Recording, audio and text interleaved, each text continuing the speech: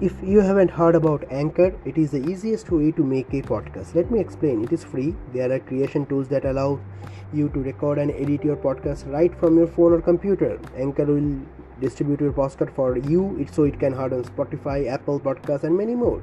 You can make money from your podcast with no minimum listenership. It is everything you need to make a podcast and in one place. So please download the free Anchor app or go to anchor.fm to get started.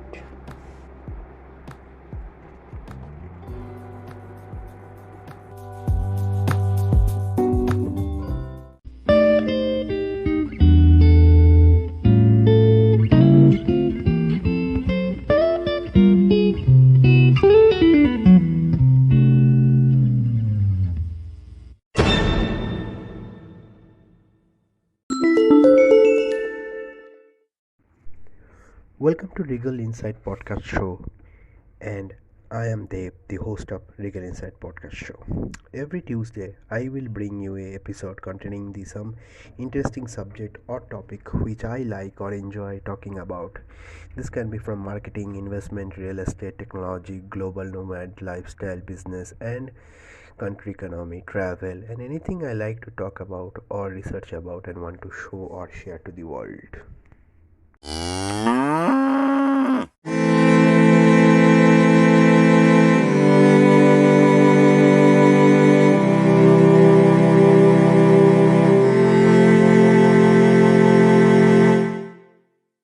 Welcome to a new episode of the Rigel Insights Podcast Show. Today we are going to discuss the telehealth industry saw demand rise incredibly quickly this spring as COVID-19 started sweeping through the Northeast. Telehealth appointments, of course, are ideal for a pandemic. Patients can get an informed opinion on their symptoms and receive a referral for a diagnostic test without having to physically go into an office and endanger others. But while the spotlight on telehealth has been mainly related to its usefulness for infectious diseases, there are many other developments occurring in the industry that are on track to revolutionize the way many of us seek care. Here's a look at where telehealth is going in 2021. In the earliest days of the pandemic, many patients with chronic or ongoing health issues delayed care due to concerns over catching COVID-19 or the reduced availability of health services due to an overflow of coronavirus patients in their area. Now that hospitals and medical offices know better how to treat those coronavirus patients, non-emergent and ongoing care for chronic diseases like lupus, autoimmune disease, and age-related diseases is picking up once again. One nationwide telehealth provider, Call on Doc, sees many patients with chronic disease who need ongoing care. They've been seeing an emerging trend around remote monitoring for patients who have conditions like diabetes, hypertension, and high cholesterol. It's a signal that telehealth is moving away from one-off treatment to more chronic management, like a virtual primary care practice. Thanks to wearable health devices that can track things like heart rate, glucose levels, blood pressure, and more, and then send that data to a provider, virtual ongoing care is becoming more and more effective. In 2021, we'll see telehealth continue to play a huge role for patients with these kinds of issues.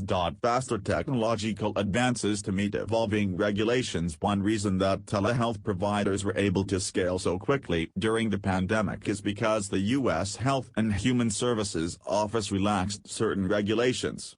This made it easier for doctors and hospitals to offer telehealth services quickly, without worrying as much about HIPAA privacy requirements or whether patients with Medicaid or Medicare could be eligible for services.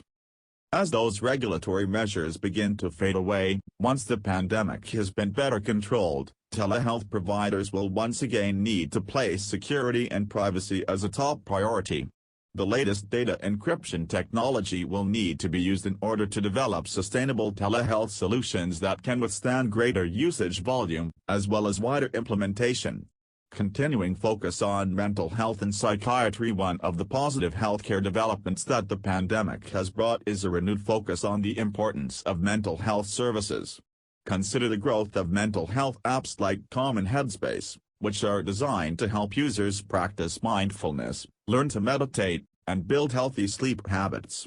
In April 2020, when the pandemic was beginning, The 10 top mindfulness apps saw an increase of more than 2 million downloads compared with January. Telehealth providers are taking note, as well.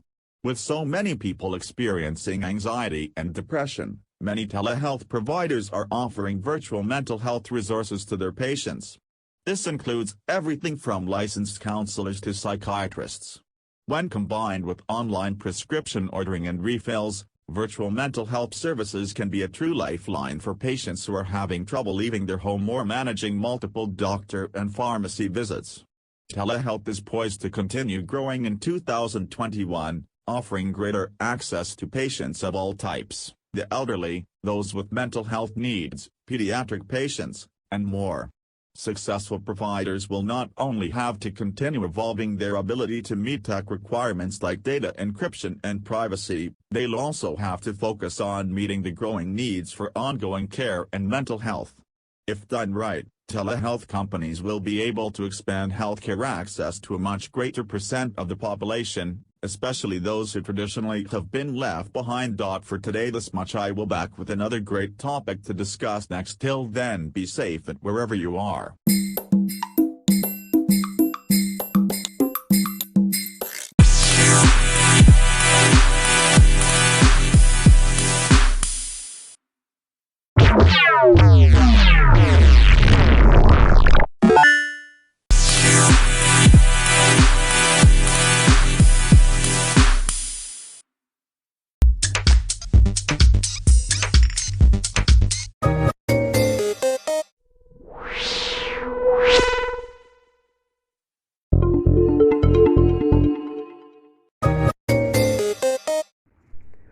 Welcome to Rigel Insights Podcast Show, and I am Deb, the host of Rigel Insights Podcast Show. Every Tuesday, I will bring you a episode containing some interesting subject or topic which I like or enjoy talking about. This can be from marketing, investment, real estate, technology, global nomad, lifestyle, business, and country economy, travel, and anything I like to talk about or research about and want to show or share to the world.